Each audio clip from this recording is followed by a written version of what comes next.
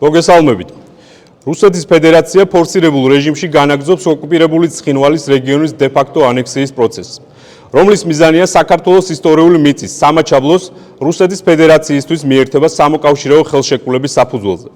სწორედ ამ პროცესის ნაწილია 2026 წლის 9 მაისს ხელმოწერილი ეგრეთ წოდებული ინტეგრაციის შეთანხმება, გაგლოვის პუტინის მრჩევლად, ხოლო საოკუპაციო ადმინისტრაციის სათავეში რუსი ჩინოსთვის მარად კამბალოვის დანიშვნა. სუვერენიტეტისა და ტერიტორიული მთლიანობის წინააღმდეგ მიმართული ამ საგანგაშო პროცესის პარალელურად ხელისუფლება და პრემიერ-მინისტრი კობახიძე დანაშაულებრივ დუმილს ინარჩუნებენ, რითაც ფაქტობრივად დაუფარავად აცხადებენ უარს საქართველოს ტერიტორიული მთლიანობისა და სუვერენიტეტის წინააღმდეგ მიმართული ანექსიის პროცესის დაგმობაზე და საერთაშორისო საზოგადოების მობილიზებაზე ანექსიური პროცესების შესაჩერებლად საერთაშორისო სამართლებრივი მექანიზმების გამოყენების მიზნით.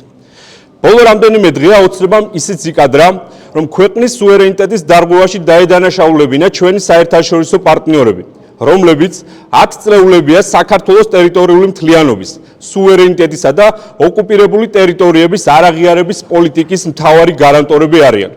ასეთი პარტნიორების ერთ პოლიტიკურ განზომილებაში განხილვა რუსეთის ფედერაციასთან, რომელსაც სამხედრო აგრესიით აქვს ოკუპირებული ჩვენი ქვეყნის ტერიტორია. 10 წლეულებია ჩადის კონვენციურ დანაშაულებს ჩვენი მოქალაქეების წინააღმდეგ და დღემდე აგრძელებს საერთაშორისო სამართლის უგულებელყოფას, გამოუსწორებლად აზიანებს საქართველოს ეროვნულ ინტერესებს და თაობების მიერ აწლეულების განმავლობაში ნაშენებს სანდო პარტნიორობას. ოცნება მიზანმიმართული უპასუხისმგებლო საგარეო პოლიტიკის შედეგად ევროინტეგრაციის პროცესის შეჩერებით ამერიკის შეერთებულ შტატებთან სტრატეგიული პარტნიორობის გაუქმებით, საერთაშორისო ორგანიზაციების უგულებელყოფით, მეგობრებისა და პარტნიორების ლანძღვითა და ჩამოშორებით საქართველოს ტოვებს პირისპირ მარტო რუსეთის ფედერაციასთან.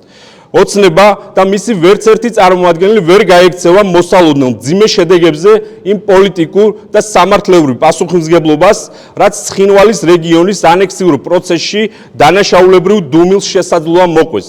ამიტომ კიდევ ერთხელ მოუწოდებთ ხელისუფლებას გააქტიურდეს, მხარი დაუჭიროს ჩვენს მიერ დაინიცირებულ რეზოლუციას და ამ ქვეყნისათვის უმნიშვნელოვანეს დროს უზრუნველყოს საერთაშორისო მხარდაჭერის მიღება. პარტია გახარია საქართველოსთვის, საქართველოს პარლამენტიდან მოუწოდებთ საერთაშორისო საზოგადოებას დაგმოს რუსეთის ფედერაციის მიერ საერთაშორისო სამართლის უხეში დარღვევა და მტკიცედ დაუდგეს გვერდით ქართველ ხალხს მისი სუვერენიტეტის, ტერიტორიული მთლიანობის და ევროპული მომავლის დაცვაში.